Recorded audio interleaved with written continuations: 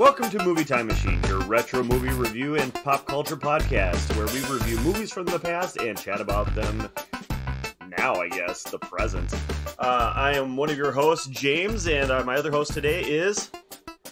Jamie! And we like to call this episode, Oops, All James. Oops, All James. Two James don't make a right. Well, I think in today's circumstance, hopefully it does make a right, so...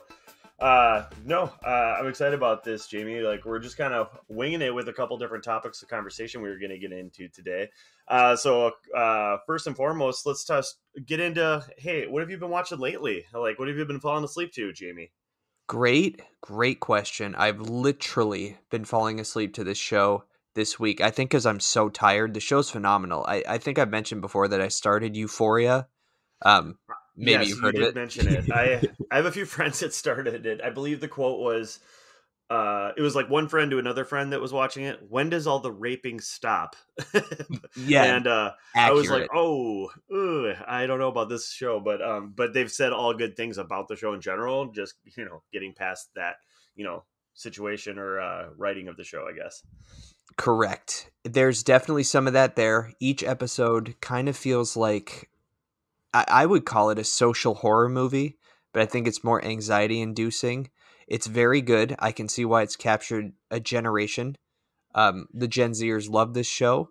I, for the most part, think it's great. There was one, I had one nitpick. There was in episode 2, the principal is trying to get some information out of one of the characters and she kind of twists it on him and makes him apologetic. My dad was a principal. I just don't see him caving that easily but this is, or his peers for that matter. But there's some exaggerations here. This show is for the teens, so I'm not going to knock it too far. Was Jamie's dad truly a principal, or was he just found himself in the principal's office quite often? You be the decider there. Or both. Both. It could be both there. Jamie, just give me a quick rundown, I guess, of what the show is about, because I guess my only Cliff Notes version is teenagers and drugs. Is that about right? That's right. So you haven't seen any of it yet. I'm guessing. I'm blind to it. I just know Zendaya's in it, and I've just heard good things. Yeah, so she's the main character. Her name is Rue, and she went through some family trauma, which you kind of find it all unfolds kind of as the show progresses. But basically, it starts with Rue getting really high, and she's an addict. Talks about that and that relationship, and how it's crumbled between her mom and her sister. It's mostly teenage girls in high school and, teenage boys as well. But the main focus seems to be Rue and her group of friends, at least through the first 2 episodes. And just kind of, it's an exaggerated version of high school. Like there's this high school party that's completely out of control and some more R-rated behavior that it almost makes you wonder, like, wow, was this stuff going on in high school, and I just didn't know about it, or so I think it is exaggerated, but I think it is actually happening in some places. Anyway, it could be a great topic for us another time. I love hearing about Chad's take on high school stuff, like when we did Romy and Michelle, and even Casey's. But like to your point, Jamie, like when I see even in TV shows and movies when high school is being depicted about, like you said, like a rated R high school party, I'm pretty positive I was not invited to those parties. Nor I think they really existed. I think it's probably really exaggerated. There, but I don't know. I think I was very much a prude to a lot of things going on where it took me till my mid-20s to go, oh my God, Pretty Woman? That is not a movie I should have been watching in elementary school. Did you know she was a prostitute? When she was handing out condoms, I thought she was handing out those suckers you used to get when you got your haircut, those little like ring pop ones. Wait, you got free ring pops at your haircuts? Well, it wasn't like ring pops, but it was like, it's like a cheap sucker, but I think instead of like the stick hand, it was like a paperish ring. Oh, I follow. Maybe? Okay, something like that. But it was flat. It wasn't like straight up ring pops. That would have been pretty sweet too. I think that would have definitely sealed the deal for going there all the time as a child. But yeah, great clips. Was sorry, not back to Euphoria. Back to Euphoria. So the last thing I'll say is that what makes it different from other shows on TV and why I think it's really cool and kind of has its own space is there's the music in the show, and I just the colors, the scenes that they have, you feel like you're having a drug trip through some of the episodes, just the way that they present the information in front of you on the screen. It's very, very cool, unlike anything I've seen on TV. So I think for that reason alone, you should check it out, James, because Okay. it's definitely doing its own thing. No, that's awesome. No, I'm enjoying a lot of the content that HBO has been putting out. And actually, now that I think about, as I say that out loud, I'm like, is it stuff they've been putting out that's new, or just stuff that I'm finding now that I have HBO that is old? But I guess I'm not going as far back as rewatching The Sopranos or anything like that. I'm doing that My too. Nice, good for you.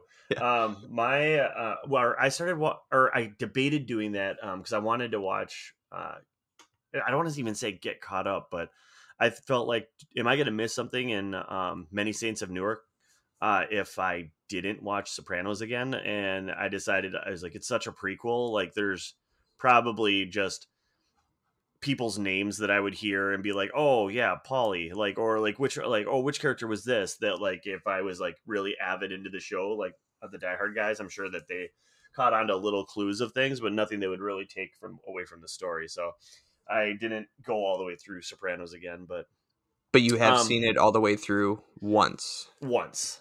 Okay. Yes, one time. And so I mean, that was an amazing show. I think that that's one of those shows where if you do top 10 shows of all time, it definitely makes the cut in there with like some other shows that everybody always talks about that I haven't seen, I guess would be The Wire. I hear is amazing.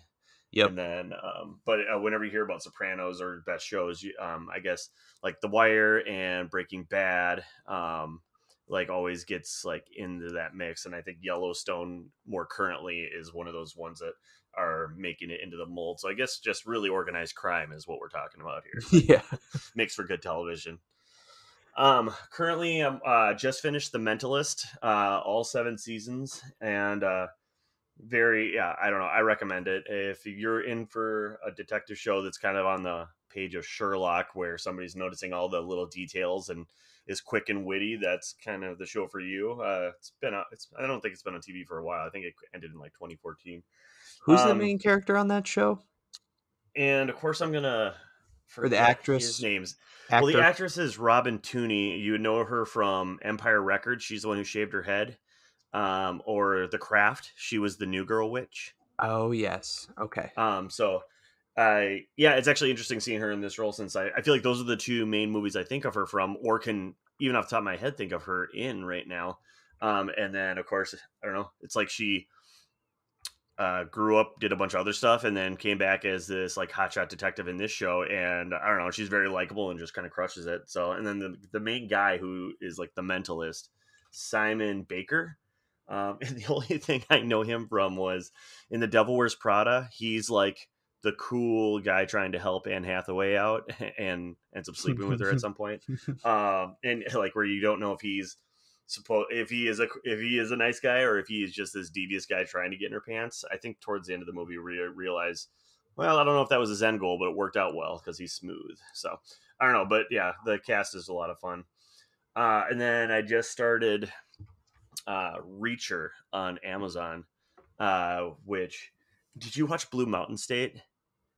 Yes, I did. Uh, Not the whole thing, but but enough like, to, yeah, to yeah, get the joke. Yeah. the main huge football character, like I can't even remember his name, is like Tad or Taz or Tan. The He's in backup this QB. is yeah, like just the huge guy, like, and he plays Jack Reacher, and so I'm so used to seeing him in that where he's just this like off the wall like Muppet basically, and is really funny, and you can't take him seriously. And then now he's in this role where I mean, he has his own funny quips, but he's nothing but serious, and everybody's like treats him like he's a giant because he's supposed to be 6'5" and 250 or whatever, as Jack Reacher in the books I guess is.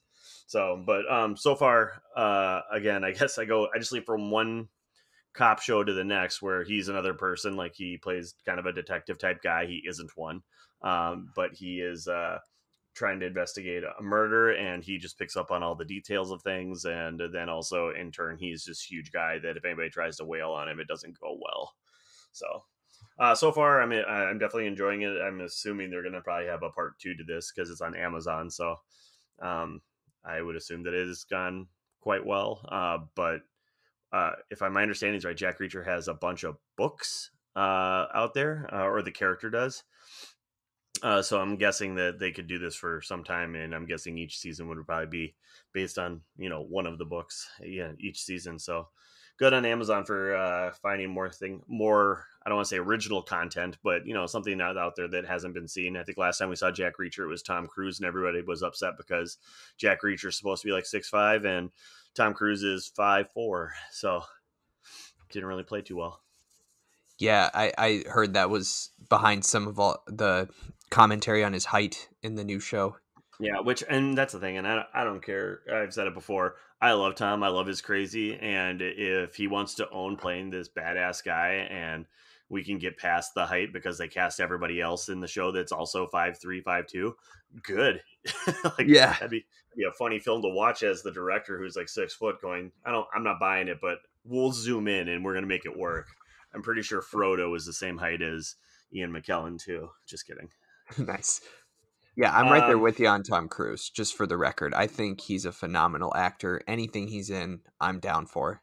Yeah, like I don't know. I Everything he does I find enjoyable, like, or something along with it. And then more so recently, like, it is funny because I never really thought of him as an action star. Like, I don't think of him as the Stallone or the Arnold Schwarzenegger as we did in the '90s, for like action stars. But as you kind of go through his rap sheet of movies, like, yeah, after Jerry Maguire, he really has only done a lot of action stuff lately. And I don't know, everything he's done for me is a lot of fun, so I enjoy him.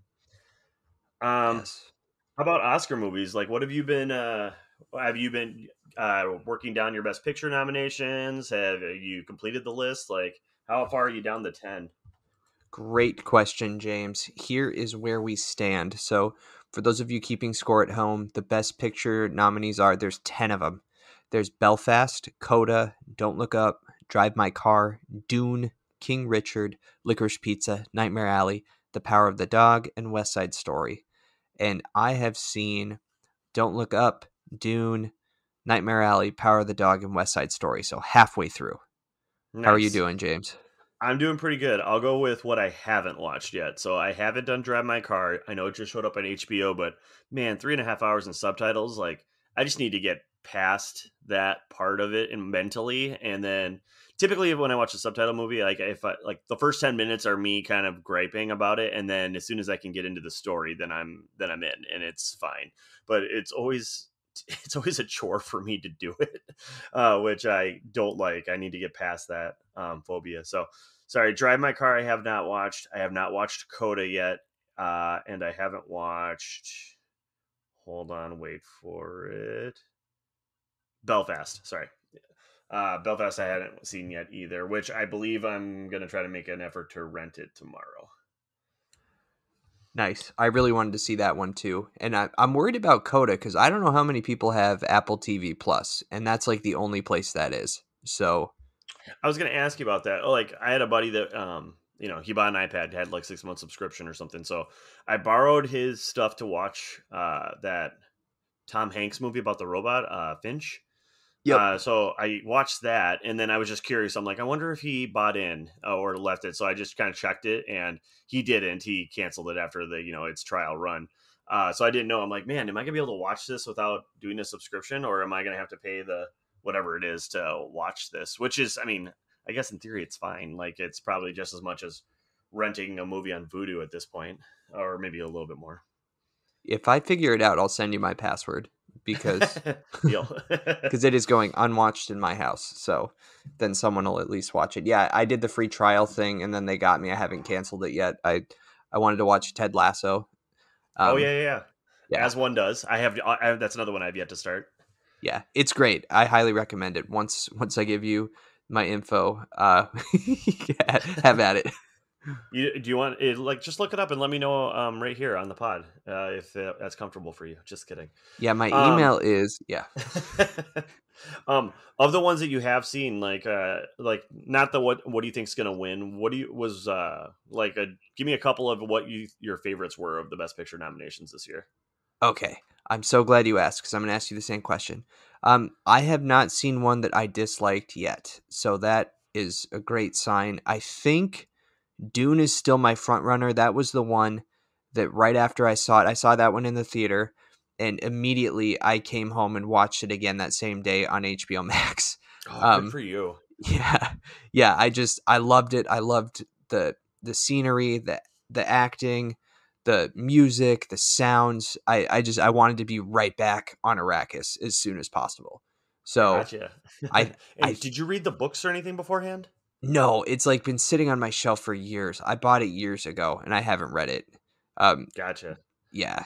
Did you see? Yeah, I know you I saw Dune, but yeah, where is it among your list?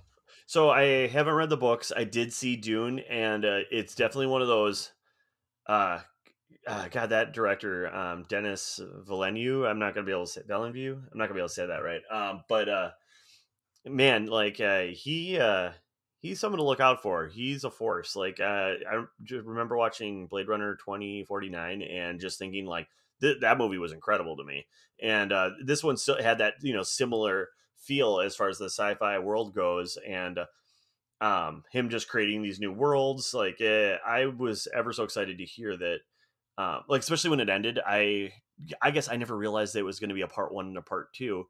And then of course after it ends, and I'm like, okay, so when the first, so instead of me rewatching it like you did, I instantly went on the internet and was like, when's the next one coming out? Which at the time it was, they didn't know if they were going to make it because they didn't know if it was going to be worth it or make them enough money, or I'm not sure. So I'm so happy that they have committed to part two, because I would have been very, very pissed off if they just left it at part one. So really enjoyed Dune.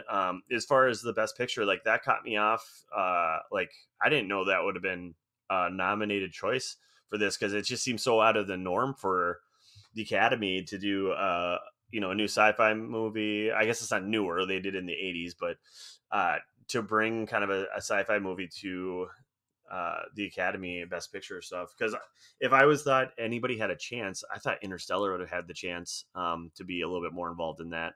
So I don't know. I'm happy to see that they're kind of, with the new 10 nominees rather than five. Like some of these other movies that wouldn't have make it on here. Like I think what was the argument like 10 years ago was in like Dark Knight. Everybody was furious because they're like, how is this not in there? And I think if there was 10 nominations like there is now, I think there's several movies that would have made the cut into these that had it in the past. So um, Wasn't that the movie that changed it? Because wasn't the year after it the year that they expanded the list?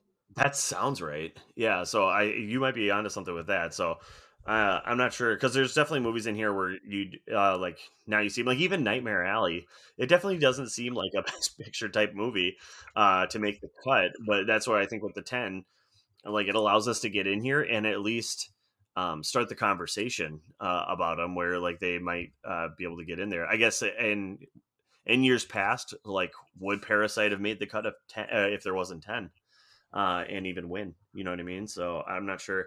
My favorite one on the list so far this year is just, or the most enjoyable one to me, was Don't Look Up.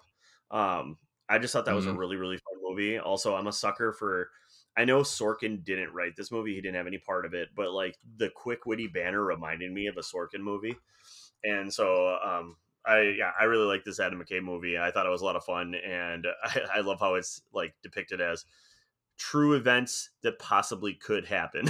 Like, and Yeah. like as I'm watching this movie, I'm like, God, I could totally see all this happen. And like, it's just a big joke. I mean, they play it off as a big joke in the movie, but like, there's no scenario where I couldn't see a lot of these different things happening. So I don't Well, know. It was a lot of fun for me. and that one's brilliant too because I mean it's mostly about climate change, but it could be anything, like any divisive issue or any scientific threat that people are not paying attention to, and you could apply it to that movie. That's why part of the reason I think why it works so well, you know, Yeah, for is sure. it could be, yeah, it could be anything that people are just too disinterested in or too busy for, and are focusing on their own nonsense. And yeah, I really like that too. I was nervous at first because the critics panned it. I think everyone thought that he was being too cute or talking down or something like that, but I didn't get that at all. I thought, Oh no. yeah, I thought I thought they I'm took with you. something that, it was like basically they took something that we couldn't control, like the media or whatnot, and then put it through a bunch of different situations of, okay, how can we fix this, help this, save this, what's the best situations, and then how as a people we talk ourselves out of it because we're like, or we could do this and make a bunch of money. Or I don't know, like it's just, I don't know, it was a lot of, I thought it was a lot of fun, and I thought it was really well done, and put in such a way, like you said, like you could put it, put those laid plans towards a lot of different events, and I think they would play out very similarly. So I don't know, a lot of fun there. Agreed. And I uh was doing some research while you were doing it. Was The Dark Knight, because the next that was 2008. That was okay. your Slumdog Millionaire one. I love that movie. Oh, Um, I don't think I've seen that since I saw it in the theater. I love that movie too. It was so much fun. yeah, because And then also the best song that 2009 year, Jai Ho. was it? I think so. At least it was up for it for sure. God, I love that. Because I had no Bollywood frame of reference. So I remember when the credits rolled, I was like, "What is happening?" But Yeah, I was I have into a it. I friend that was was like, really "This into is Bollywood at that awesome." time. I had Okay. a friend that was really into Bollywood at the time. So like when that happened, like I think like probably a couple months earlier, I watched my first full length Bollywood movie, Om Shanti Om. I think it's on Netflix right now, actually. Um, which was, the movie was a lot of fun, and then all of a sudden that happened, and yeah, like I lost my mind because I thought, and then of course Jai Ho makes it on like every party mix after Yeah. that. Oh, such a good song. Yeah, because '09, that was the year the Hurt Locker won. That because Avatar was Mm. nominated, Inglorious Bastards, Up in the Air, and others. So Oh yeah, that man, was the one. That was the straw that broke the Oscar camel back, so for to speak. Camelback. Did you so did you, in your list, did you say you watched West Side Story? I did. Yeah, Casey and I talked a bit about it on the last musicals Oh, did you? episode, but we have not talked about it. Have you seen it yet? Yeah, I actually just watched it a few days ago. Oh, give me your take. I'll keep it brief because I already said my piece, but my short and sweet. I loved it. I couldn't believe that this was Spielberg's first musical, and I liked it way more than I was expecting to. I thought everyone was awesome. Oh god, I didn't even think about it in the aspect of it being his first musical, and how, yeah, like now you, as you said it out loud, how just a whole new um side of difficulties that could have brought in. No, I just I love the, see, I love the original. Like I own it. And the music, like, and so as soon as the music even just started, like I was like all in. And of course, there's even songs in there that I hadn't thought about in a while that show up, and like I'm like already know the song. So I thought it was a lot of fun. I think the best part for me was it felt very true to like the 60s version. Like it felt like even the scenes were different, like they changed some casting calls of like who sang what and like where things were taking place. But even just, I don't know how to put this, the coloring, the lighting, the way the shots were framed, like it seemed very, very well done to me. It was really enjoyable. So I like that one. That's definitely one I will be watching again probably within the next year, just for funsies. Definitely. Yeah, um I'm right i there guess with you. I guess the only thing and I know they need some names in, like, it, like all movies, they need some names to get to draw our attention, but maybe West Side Story was enough.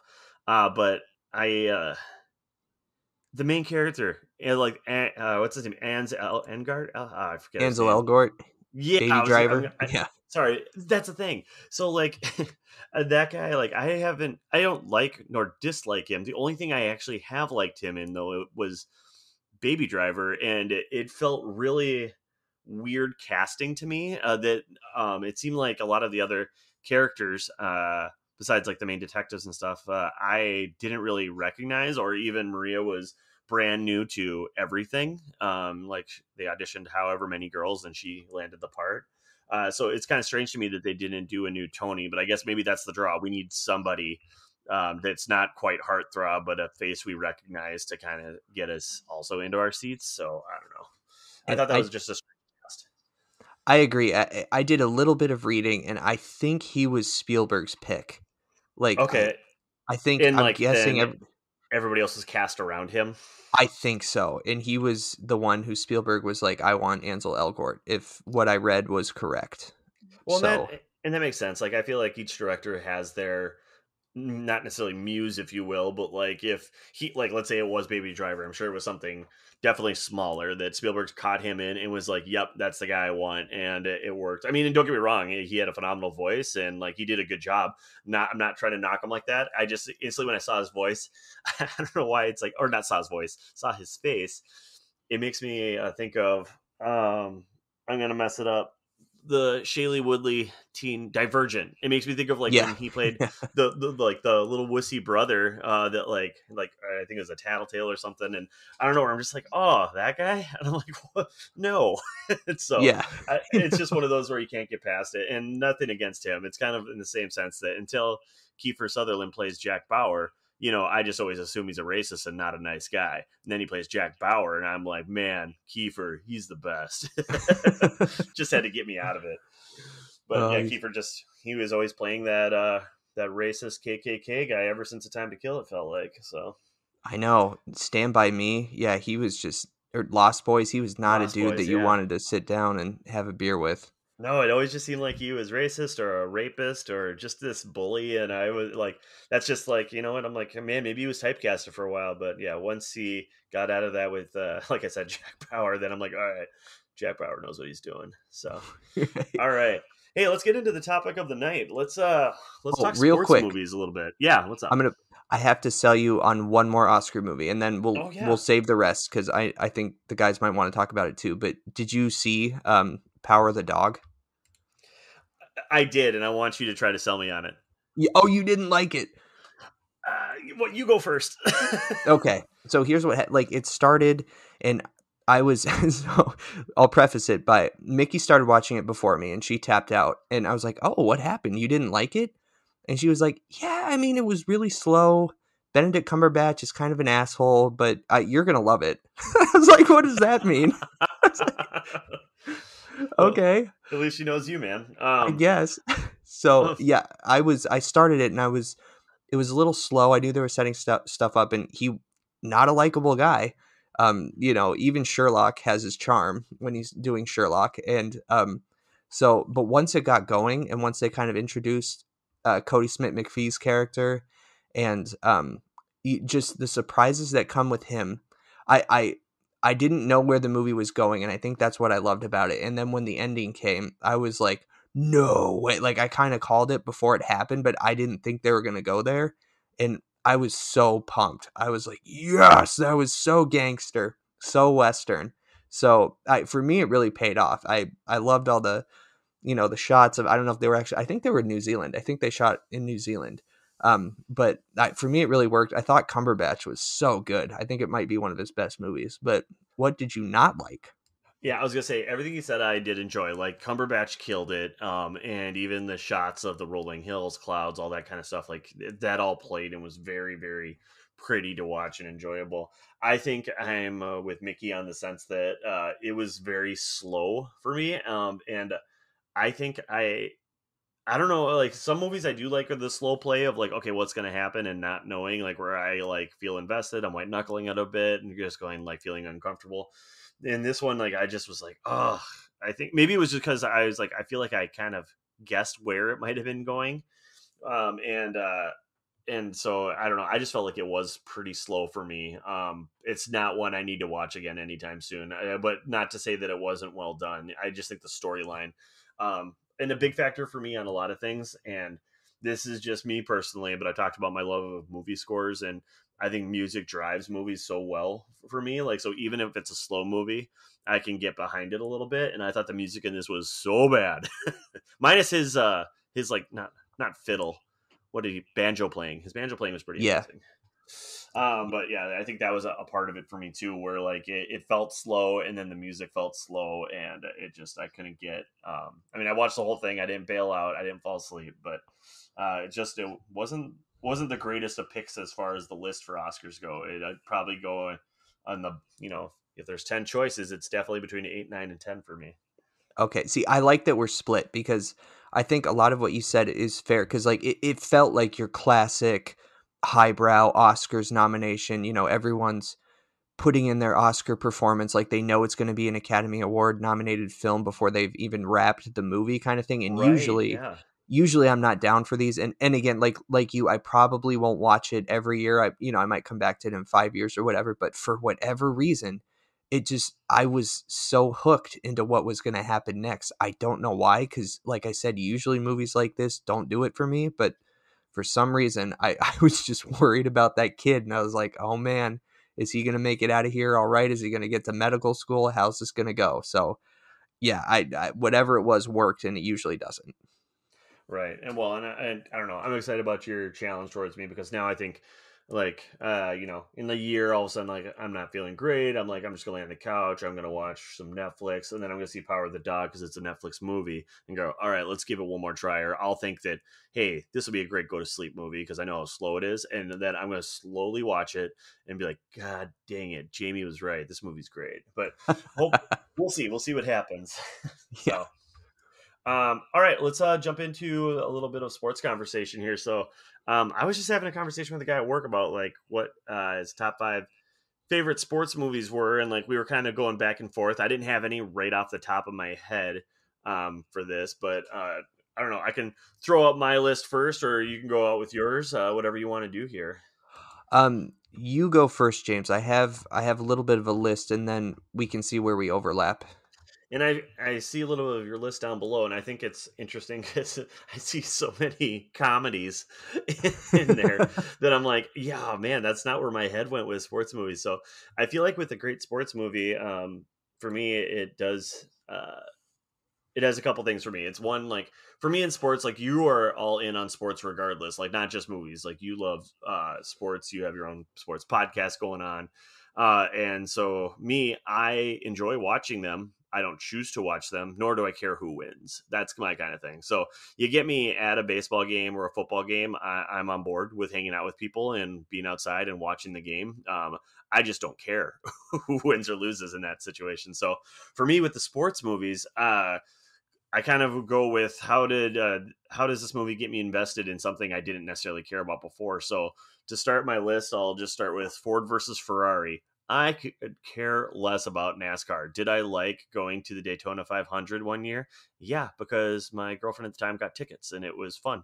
But I just don't care who wins. And I guess I might be mixing this up because NASCAR and like what is F1 or am I saying is that the right term? Yeah, Formula For One, also known Formula as One. Sorry, F1. thank you. Yeah, As I said it, I was like F-Zero, and I'm like, no, that's that 64 game or Super Nintendo game. that's Captain Um, Falcon. oh, there we go. Good reference. So yeah, I think Formula One is more what Ford versus Ferrari is probably all about. But so Ford versus Ferrari, I thought was super enjoyable, well written and well shot. All that. Moneyball. Again, so we were talking. I am all in on anything Aaron Sorkin, and that was one that was written by him. Draft Day. I am a sucker for Kevin Costner as well when it comes to movies. So I really like this one. I thought it was quick and witty, and like it was it seemed like high energy for something that I shouldn't care about. But the good news is none of us should care because all the players were made up. It wasn't based like on a true story or anything. So just a lot of fun with that one. Miracle, based on a true story. So I did like that, and then I grouped my fighting movies together. So because I was thinking, I'm like, man, I don't know why, but I'm a sucker for a good boxing movie where like there's a comeback story and all this kind of stuff. So I went with Warrior, which is more of a, I think, MMA type fighting. Real Steel, where it's robots boxing, which I considered sports, and then in the future, and then Cinderella Man with Russell Crowe, also based on a true story of a boxer. But yeah, something about those types of movies, even Southpaw, like I just get all in on those. I don't know why. It just gets me hyped up. I should probably watch more of those and then work out more. I think that'll be my ticket. But how about you, Jamie? I've got a light bag, James. Come over anytime you like. There we go. um, did have you seen The Fighter?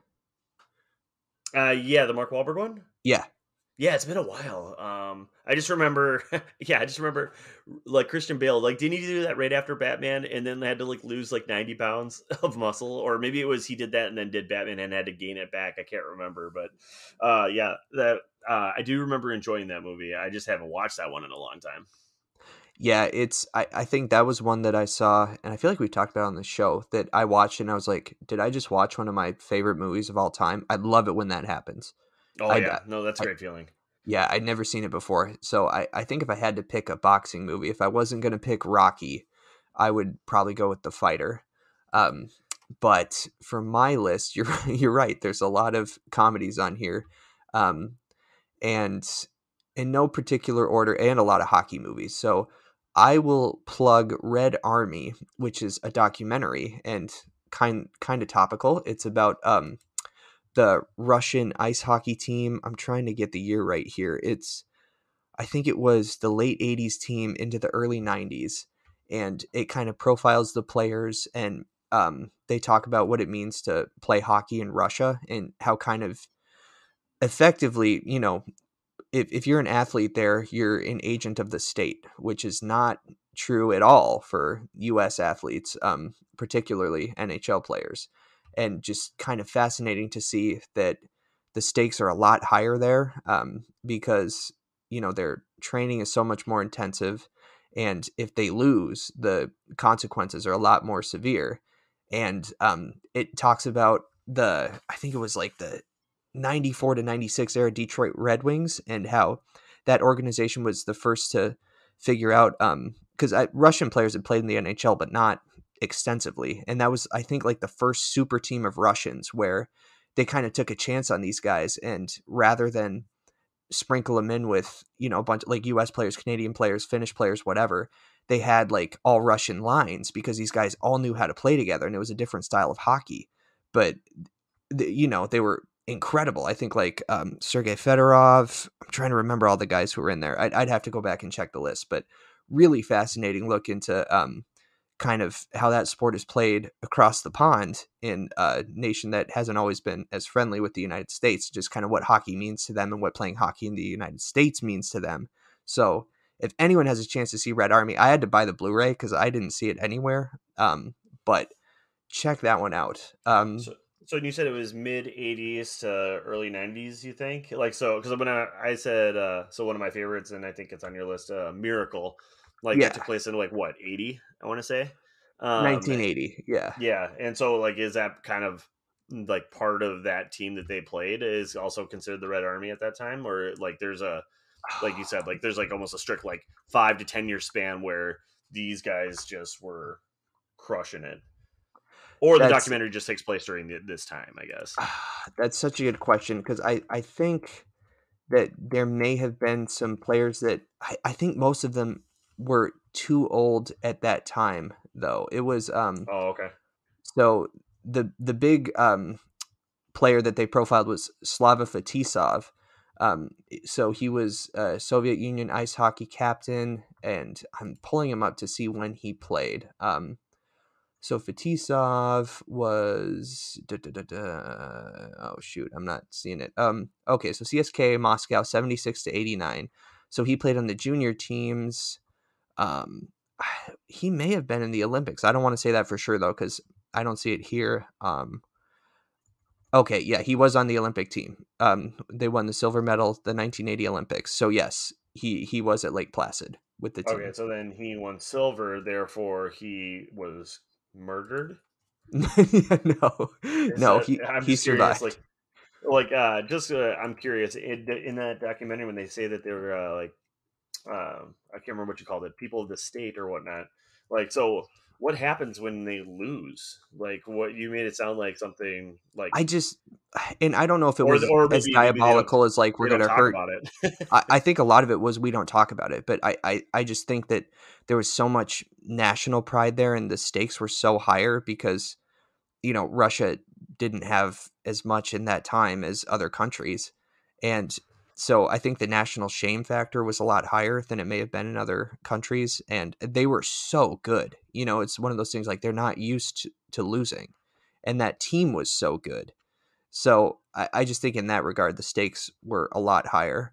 And that was, when the Soviet Union was kind of coming to a close. So what does it mean for our country long term kind of thing?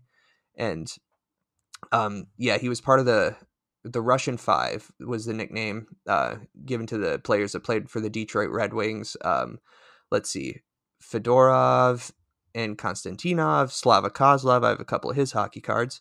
Then Fetisov and Larionov. So yeah, I don't know if anyone has a chance to watch it. It's painting a far clearer picture than I am right now because it's been so long, since I've seen it. No, you're doing a Um, great job. You definitely sold me. I definitely want to take a look at this.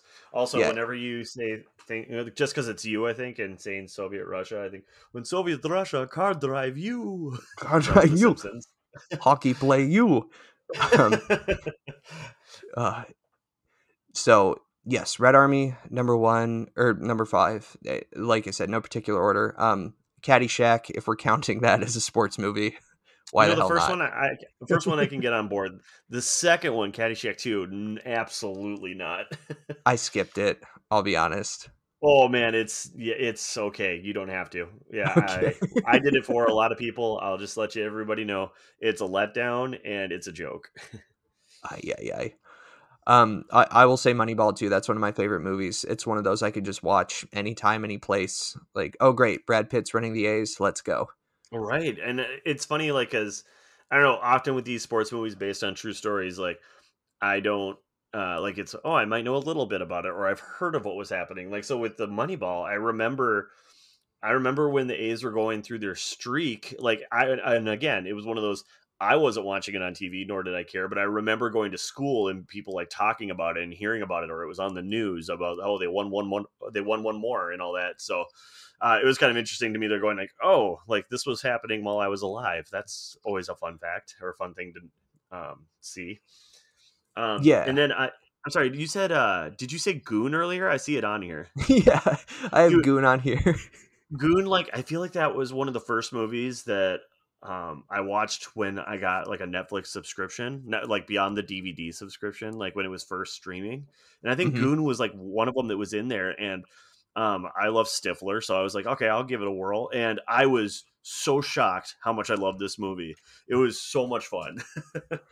And I didn't, He's and I realized there's a Goon 2, but I haven't watched it yet. Oh, it's so good. It's Goon 2 is like a Rocky movie because Liev Schreiber's in it, and he's in the first one too. He plays Ross Ray, Yeah, the enforcer on the other team, and he's kind of on his swan song tour. He's old, he's aging out of the league. There's guys in the league who are younger, tougher, stronger than him, and he's kind of got to prove that he's still the top dog.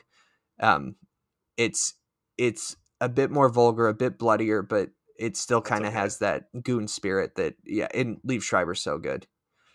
So Was yeah, this if you can was it catch it, was it written and directed by that same dude? Or I mean, maybe he didn't direct it, but Jay Brochelle or whatnot. I think he wrote the first one. yeah, Um, he wrote the first one. He directed the second one. He's Canadian and he's a huge hockey fan. yeah, for those who don't know, he's the voice of Hiccup in the How to Train Your Dragon movies. James's favorite franchise. I love that movie. So good. Oh, let's see. Dragon riding, man, I should have put that in my sports Damn movies. it. No, right? Yeah, my number one's Miracle. Anytime I just want to watch a rah rah USA movie or a rah rah hockey movie or both or a good Kurt Russell movie, I mean, Miracle has it all. It really like the way that movie is shot. It's incredible.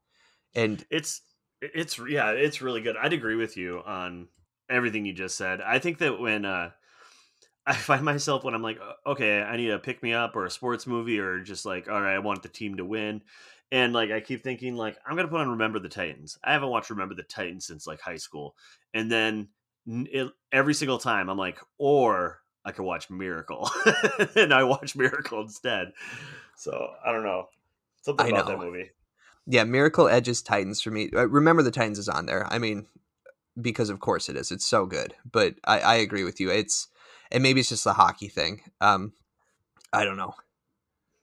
Yeah, maybe it's a hockey thing. Maybe it's the big North part of us that wants to watch and see a U of M hockey coach do his thing. Like I don't know.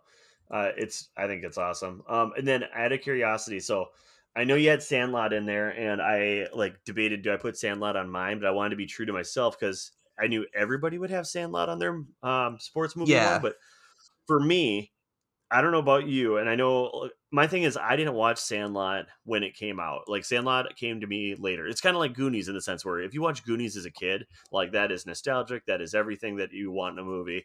And me, I still love it, but I didn't watch Goonies till I was in like my 20s. So for me, like when I think of a childhood baseball movie, I want to watch Little Big League. I've never seen Little Big League. Oh my gosh. So, and that once again, another Minnesota-based movie where a child becomes the owner of the Minnesota Twins. And then, of course, hilarity ensues in the sense of like Rookie of the Year, Sandlot type fashion. So, I don't know. I think that's definitely one I recommend, Jamie, if you haven't. But again, that could be one where you watch that now and are like, it's no good. Which I think Sandlot is a movie that I know still holds up, like even watching it as late as I did. I agree. And while there's a ton of baseball in Sandlot, that still feels like I wouldn't. Maybe it's not a pure sports movie. It feels more of like a coming of age summer hang kind of movie. It's got more of like a Stand by Me vibe to Yeah, me than less murder, more fun. Let's Murder More Fun. Come watch Sandlot. Yeah. Well, and for Put on me, the poster. growing up, as a redheaded, chubby kid in middle school, I got called Hamilton Porter more than once. So it's like, damn it, I look nothing like him, but whatever. I could be the great Hambino. Oh man, where did he went from Sandlot to what was his next one? It wasn't Ladybugs. The Big Green. Big He was the Green. goalie. Yeah, Big Yeah. Green. I Yeah. mean, that was a that was a good time for kid sports movies though. Like I think the Sandlot must have done really well, and then we threw out all of these different sports movies at us. So like I think that's when what was it? Little Big Giants? Giants. No, Little Giants. Oh, Yep. Icebox. Do you think she still's got it? Oh man, She I still don't got know. it. I bet she Yeah. does. Just as much as Wendy Peppercorn still's got it. Al Bundy, Rick Moranis. Yeah, I think you're right. The 90s were peak sports kids movie. Mighty Ducks. I mean, we'd be. Oh, Ducks. Did you watch the TV show on Disney Plus? I did. It was fine. Okay. I had a guy at work that was like he kept on trying to get me to watch it where every week because I'm guessing it had like one episode every Tuesday kind of thing, and he was just like, hey, did you watch it? Like, did you love when this happened? Did you love when this person showed up? And I'm just like, I have no idea what you're talking about, but he was enjoying it. I think it was, again, he was about our age, so the nostalgia of it all came out. And I should have probably watched it because I love everything that Lauren Graham does. Yeah, she's great in it. It's Emilio comes back. It was just a little too rote and predictable for my standards, but I mean it was enjoyable. It's for kids, so Yeah. it was good. It was good. However, the original one still really holds up. I watched that again not too long ago, and I was like, "Oh man, are the nostalgia goggles going to tinge this for me?" But it's still such a good movie because I think the best scenes are just the kids being shitheads around the streets of St. Paul and Minneapolis. That never Right. gets old. No, of course not. I mean, and my thing was, it still holds up. I'll give you that. But I needed to get past the part where Gordon Bombay gets a DUI, and then his like penance is you gotta go coach the Ducks. And I know. I'm like, okay, this. But the thing is, like, I don't know this is probably pretty plausible. Early '90s, like maybe that's how it happened. It was just a slap on the wrist kind of thing. But Well, th- James, when you consider that just next door in the fair state of Wisconsin, your first DUI is basically a gimme. I think it's just a misdemeanor. It's not that crazy. Oh, really? Like, I guess I didn't know that. I don't know. I just feel like it's got such a thing these days where it's like, hey, asshole, don't do this. So, Right. where like in the '90s, it was like, oh, you, and pointing a finger. And, like, Right.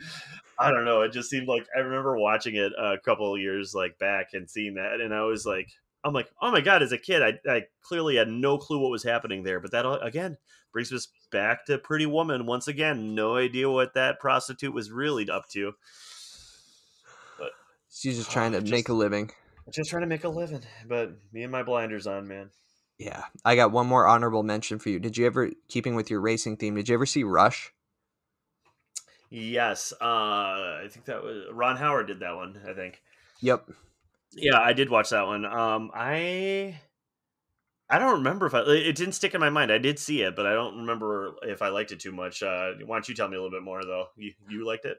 Oh, I loved it at the time. Man, I can't remember if I saw that in the theater or not, but I just remember really thinking that the way he shot it, I felt like I was on the racetrack with the drivers. And it's Chris Hemsworth and Daniel Bruhl. They play Niki Lauda and James Hunt respectively. Right, And I wonder too, with like the F1 thing coming back and being popular right. in the United States with the Netflix documentary and whatnot. If I don't know if this movie might get a second life, I wouldn't be surprised if it did. No, I thought it was really good. Yeah, Both. I'll have to give this one another. I'll have to give it another whirl because I definitely it's one that I don't remember as well, and I don't know if that was because I wasn't in the mood or what, but I definitely need to give it another try. And then as far as like us going with honorable mentions, like I said, I am a sucker for the fighting or boxing movies. And have you watched the Creed series? Yes. Well, I don't think I've seen Creed 2, but I loved Creed. Oh man, if you liked Creed, like you're gonna love Creed 2. Like, yeah, I'm totally bought in with Michael B. Jordan's character in this. I think it's really, really well done, and I think I read that they're going to be doing a third, which made me extremely happy. And I think they're doing a third, and I think he's going to direct it, so which will be kind of fun. Oh, that'd be Uh, great. yeah, so no, there's a lot of good sports movies out there. I think the good thing about the sports movies is it's typically we want to make the audience happy, so like we kind of take all these underdogs type stories and we make them super fun, enjoyable, and we're rooting for the little guy. And I think that's what happens in a lot of the movies that we kind of threw on this list here, which makes them super enjoyable. So yeah. Yeah. How long until you think we get the 2016 or was it 2018 John Schuster and the American curling team story? Oh my gosh, I mean, it's weird. I want to say like I know nothing about the story you're about to tell me or talk about, and then but it seemed like every time I turned to the Olympics this year, whether it was just on TV or whatever, it was always curling, and I don't know why we don't have more. Kind of like if we go to the pinstripes in Edina, they have like the indoor bocce. Hmm. I don't know why we don't have indoor curling places like attached like to almost like bowling. Maybe the upkeep isn't enough, or maybe I mean, clearly it's a lot harder than I think just bowling is. So maybe it wouldn't be as enjoyable to do with a couple appetizers and whatnot. Right. It's got to be the ice thing. It's one of it's Yeah, it's probably ice access. It's one of the most frustrating things about being a swimmer. I wouldn't call myself a swimmer, but I like to swim. And one of the most annoying things is trying to find open swim anywhere. It's like, yeah, we have open swim from on Tuesdays and Thursdays from 7:30 in the morning to 8 a.m. Does that work for you? And No. tip, I was gonna say, and then typically during open swim is when an older generation might be lifting weights in water and like doing Exactly. aerobics or whatnot. Yeah, you got to deal with water aerobics, and then if you go late, you got to deal with swim team and the dive team. It's just untenable. Yep. Oh man, I feel you. That's a hard thing to get to. It's rough. If Um, only there were just several bodies of water nearby, just it, 10,000 or so of them that were available just to swim in. if only. But I guess for now you'll have to just wait till there's open swim at the local high school. Womp womp womp. Womp womp. All right. Anything else, Jamie? Did we do it? I think we did it. Woo! Two Jamies do make her right. So Yeah. Before we go, we want to thank you for downloading this episode of Movie Time Machine. Remember, new episodes drop on Mondays. You can message and follow us on Twitter at Movie Machine Pod. Thank you for listening, and we'll catch you next time.